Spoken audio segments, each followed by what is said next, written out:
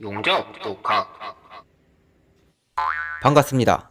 오늘은 4인치 카본 파이프 용접을 준비했습니다. 파이프에 보스가 2개 달린 기역자 스풀입니다. 보스는 가급적 마지막에 용접하는 게 좋지만 취부 전에 루트 패스까지 완료한 상태입니다. 용접부와의 거리가 짧은 곳에 위치하기 때문에 변형을 조심해야 하죠. 보스를 모두 용접하면 파이프가 타원으로 찌그러져서 양옆으로 단차가 심하게 생깁니다. 그렇게 되면 품질도 저하되고 용접하기도 힘들 뿐더러 비파게 검사에도 불리해집니다. 갭은 1.5에서 3.5mm.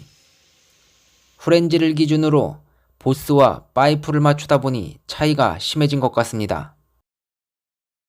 제작 포인트는 회전시켜서 용접하는 게 가장 좋지만 엘보 위쪽은 오지로 용접하고 엘보 아래쪽은 호리젠탈로 보드를 타고 진행하려 합니다. RT가 30%라 용접 전 취부 상태를 확인해서 문제가 됐습니다. 루트가 많이 나와서 그라인더로 손을 봤습니다. 과다한 백비드는 아무리 잘 녹여도 덩어리지기 때문에 반드시 반 이상은 살을 제거해야 스무스한 비드를 만들 수 있습니다.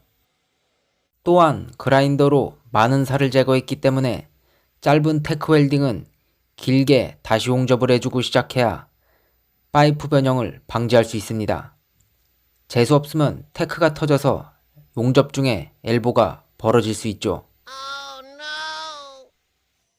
테크 웰딩이 안전과도 직결되어 있습니다. 아래쪽은 갭도 넓고 그라인더로 제거한 테크도 짧아서 굳이 위로 돌리지 않고 전자세로 용접을 하려 합니다. 어설프게 회전시키다 테크가 터질 수도 있고 테크 웰딩 치는 시간이면 용접하는 게 빠르기 때문에 전자세로 진행합니다. 어디까지나 제가 하는 방법이지만 제작 스풀이라도 경우에 따라 전자세로 용접할 수 있다는 것입니다. 하지만 투패스부터는 얼마든지 회전시켜서 용접이 가능합니다. 물론 회전시켜서 용접하면 수평도 잡을 수 있고 자세도 수월해지죠.